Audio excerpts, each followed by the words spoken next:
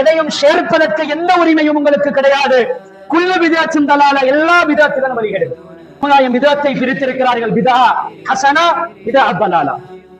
கண்ணியமானவர்களே, உலமாக்கள் பிரித்திருக்கிறார்கள், நல்ல பிதஅத், கெட்ட பிதஅத். நல்ல பிதஅத், கெட்ட பிதஅத், நன்மையான பிதஅத், பாவமான பிதஅத் என்று மனிதர்கள் பிரித்தார்கள். ஆனால் ரசூலுல்லாஹ்வுடைய வார்த்தை குல்லு பிதஅத்தின் தலாலா, எல்லா பிதஅத்துகளும் வழிகேடுகள், அல்லாஹ்வுடைய தூதருடைய வார்த்தை.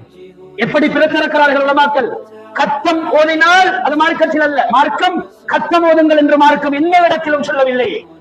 குர்ஆனிலும் அதற்கு ஆதாரம் காட்ட முடியாது, ஹதீஸிலும் அதற்கு ஆதாரம் காட்ட முடியாது. ஆனால் அது பிதஅத் என்று சொன்னால் அதை நல்ல பிதஅத் என்று பேசுகிறார்கள்.